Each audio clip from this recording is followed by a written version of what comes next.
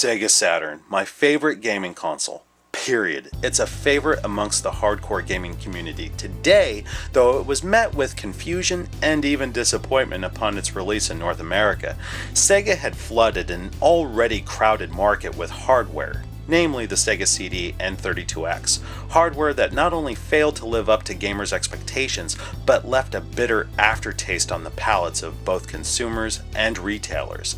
In spite of this, anticipation for Saturn was high. September 2nd, 1995 couldn't come soon enough. Or so we thought. Sony was set to release their fresh-faced PlayStation 1 week later. Desperate to maintain their place in gamers' homes, Sega released the Saturn 4 months early with only a handful of titles and a $400 price tag.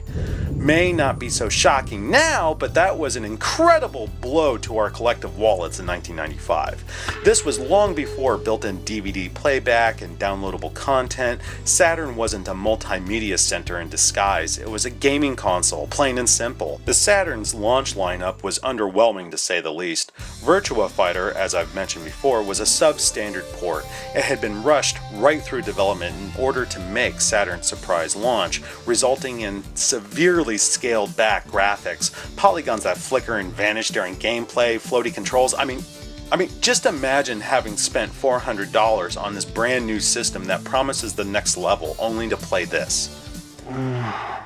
Another lackluster title was Daytona USA. It's okay, but it pales in comparison to its arcade counterpart. The frame rate took a devastating hit. The arcade ran at 60 frames per second, while Saturn's ran at 20 frames per second. On top of that, a serious case of clipping. 95 must have looked pretty fucking grim. Unless you picked up Panzer Dragoon.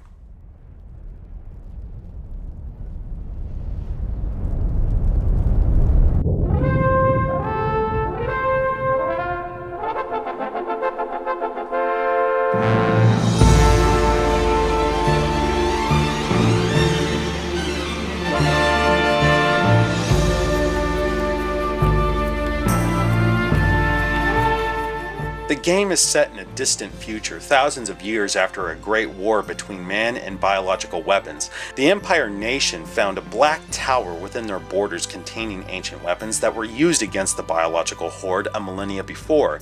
Corrupt with power, these Imperials have now become conquerors, using these weapons to frighten and enslave their neighboring tribes and nations. Meanwhile, an unnamed hunter witnesses a battle between two warriors riding armored dragons, hence the title. The blue dragon's rider is mortally wounded, forcing him to bestow onto our nameless protagonist a desperate mission to keep the black dragon from ever reaching the aforementioned tower. The opening cutscene is jaw-dropping. This world is beautifully designed and the presentation is awe-inspiring. At the time, it created a sense of wonder and excitement I hadn't seen outside of cinema. I hadn't even played the game yet and already I was hooked.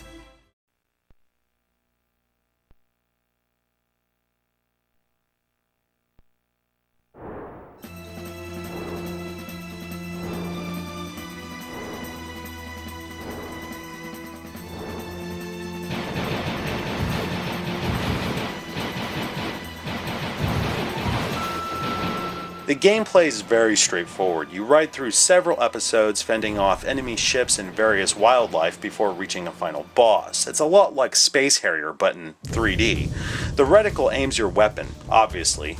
You're given a full 360-degree field of view. Tapping either shoulder button will face your rider in that direction while your dragon rides onward on a predetermined path. You have two attacks here, a blaster or the dragon's lock-on attack. You'd think all you need is the lock-on feature, but some threats require more focused attacks. Panzer Dragoon is very pick up and play with its addictive gameplay and spot-on controls. What really sets it apart from many rail shooters is its presentation, the rich mythology, imaginative design, and sweeping score that further entrenches you in this lovely dystopia. The graphics are vibrant and unique. While it may lack transparencies and light sourcing, something critics are quick to point out, it's absolutely stunning. The shafts of light as they pierce through a crumbling ceiling, reflections in the icy blue ocean, the whirling tornadoes kicking up sand as these colossal insects rip through the dunes. This is truly remarkable for a first-gen Saturn title.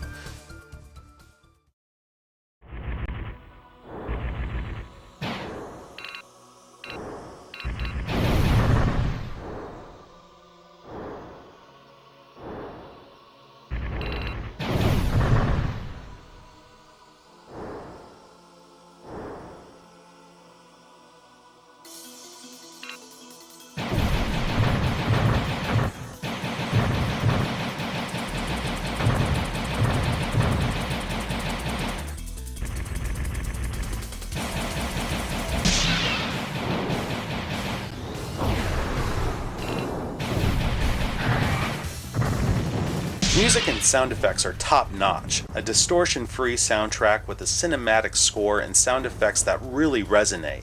I can't praise the score enough. It was written and recorded after the game had been completed. Seeing as how this game runs on rails, Yoshitaka Azuma timed the music to match the on-screen action. It's a great blend of orchestra and synthesizer, reminiscent of The Never-Ending Story and Lady Hawk. I love it. One thing I may have neglected to mention is that it's fucking hard. Even on the easy setting, this game's a rough pecker, and get this, limited continues. Depending on how many bad guys you dust, you can earn more as you progress. Still, this game will whip you silly and fuck you stupid. Worse yet, if you beat her on any other setting than hard, you're not given the full ending. Yeah, it's one of those games.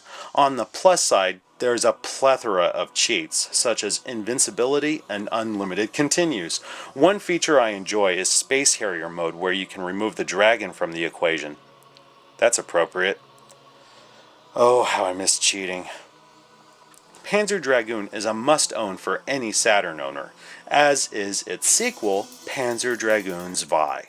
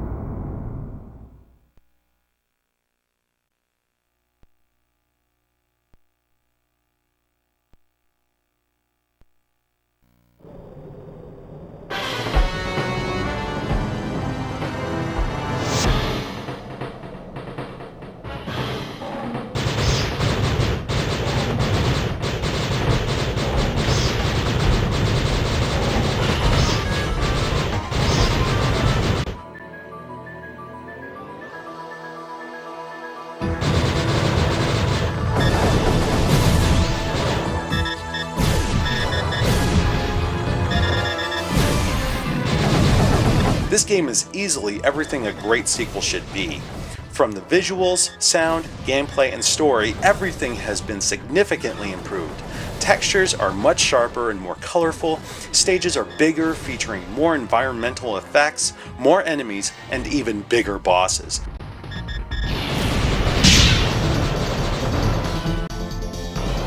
Stages even have branching paths that vary in challenge, adding to the replay value. Even better, now, depending on how well you perform during each stage, your dragon changes shape, growing stronger.